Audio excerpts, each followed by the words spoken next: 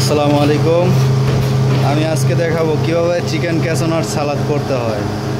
সর্বপ্রথম একটা বল নিয়ে নেবেন পরিষ্কার করে। এরপরে এখানে আমার আছে চিকেন আছে, প্রন আছে ভাজা। এরপরে আমি নিয়ে নিয়েছি টমেটো, শসা, অনিয়ন মানে পেঁয়াজ। এরপরে আছে এখানে আছে গ্রিন চিলি কিমাটা মানে কাঁচামরিচ কিমাটা। এরপরে আছে ক্যাপসিকাম, এরপরে আছে ধনিয়া পাতা। এরপরে আমরা নিয়ে নিব চিনি অল্প। এরপরে টেস্টিং সল্ট না দিলে ভালো, চিকেন পাউডার দিলে ভালো হয়। এরপরে নিয়ে নিব আমরা সিসিমিল অয়েল। এরপরে নিয়ে নিব কাজু বাদাম ভাজা। এরপরে নিয়ে নিব চিলি সস। এখন মিক্সার করবো আমরা একইভাবে।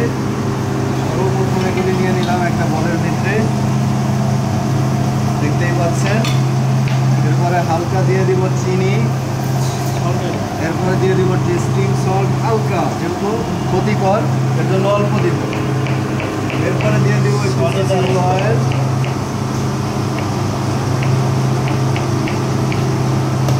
এরপরে দিয়ে দিব আমরা পাউডার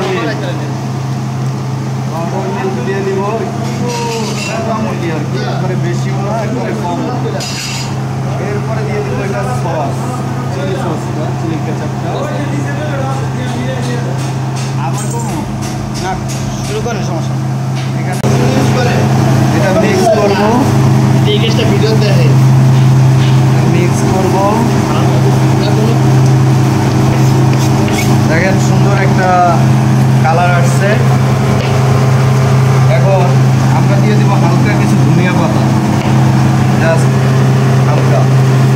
এরপরে এটা আবার মিক্স করে নেব যাতে ফ্লেভারটা ভালো আসে।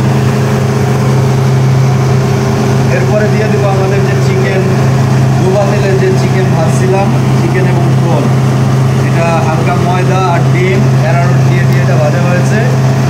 এটা মোটামুটি মচমচা ভাজা, দেখতেই পাচ্ছেন।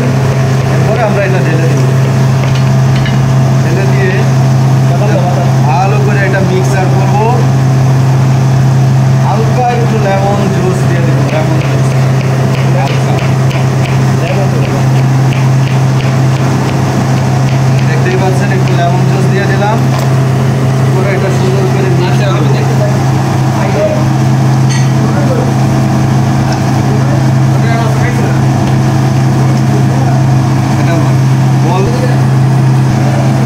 এরপরে টেস্টটা দেখবো কেমন।